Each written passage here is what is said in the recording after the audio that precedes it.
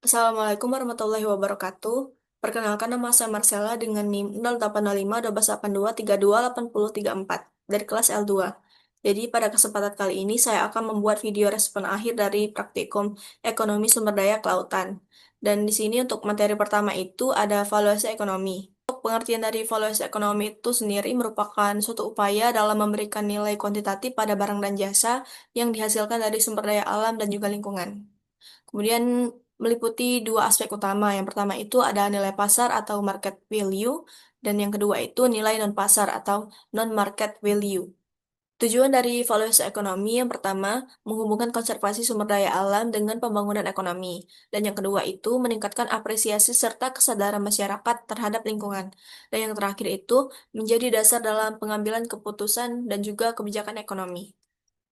Nah, untuk komponen nilai ini ada tiga. Yang pertama, nilai guna langsung, atau bisa disebut dalam pemanfaatan hasil alam seperti ikan, kayu, dan juga rekreasi. Yang kedua, nilai guna tidak langsung, yaitu manfaat ekosistem, misalnya perlindungan pantai dan juga kualitas air. Yang ketiga itu non-nilai guna, yang dimana keberadaan atau existing value, kemudian warisan atau big use value, dan yang terakhir itu ada opsi atau option value.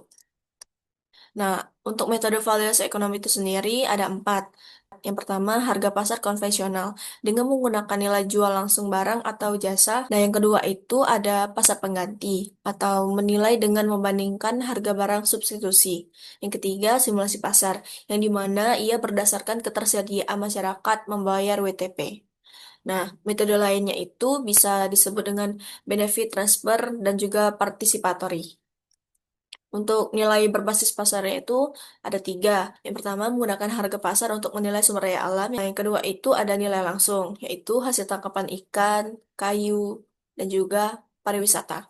Dan yang terakhir, nilai tidak langsung. Dalam artian jasa ekosistem, seperti penahan abrasi dan juga penyuplai oksigen. Untuk metode dari market base ini, yang pertama, perubahan pada produktivitas, yang dimana menghitung kerugian akibat dari penurunan hasil sumber daya alam. Nah, yang kedua itu biaya pengganti atau replacement cost, yang dimana biaya membuat infrastruktur pengganti, misalnya pemecah gelombang. Nah, yang ketiga itu ada proyek bayangan atau shadow project, yang dimana biayanya ini menggunakan hipotesis untuk merekonstruksi sumber daya alam. Dan yang keempat itu biaya penyakit atau cost of illness, yang dimana dampak kesehatan akibat dari pencemaran lingkungan.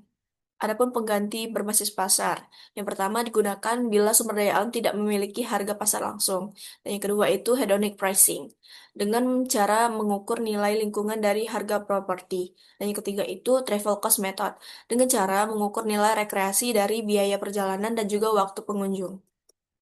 Nah, untuk pentingnya valuasi itu agar kita dapat menilai manfaat dan juga kerugian akibat dari perubahan ekosistem. Yang kedua, membantu pembuat kebijakan dalam suatu keputusan untuk keberlanjutan. Dan yang ketiga itu ada meningkatkan kesadaran masyarakat untuk dapat menjaga kelestarian sumber daya alam. Nah, untuk contoh kasusnya itu terjadi di mangrove. Mangrove menghasilkan kayu, arang, dan juga atap nipah serta mangrove juga dapat melindungi pantai dari abrasi. Dan untuk kepiting bakau itu nilainya bersifat menurun drastis apabila habitat mangrove tersebut berkurang. Ekowisata pesisir itu dapat memberikan pemasukan daerah dari rekreasi, snorkeling, dan juga wisata alam. Nah, untuk kesimpulan pada materi valuasi ekonomi ini, valuasi ekonomi merupakan alat penting dalam menjaga keseimbangan antara konservasi dan juga pembangunan. Kemudian memberikan gambaran nyata nilai dari sumber daya alam dan juga jasa lingkungan. Dan yang terakhir itu dapat mendukung kebijakan pembangunan yang berkelanjutan. Mungkin itu saja yang dapat saya sampaikan pada video respon akhir pada praktikum ekonomi sumber daya kelautan. Maaf apabila banyak kesalahan kata dan saya ucapkan wassalamualaikum warahmatullahi wabarakatuh.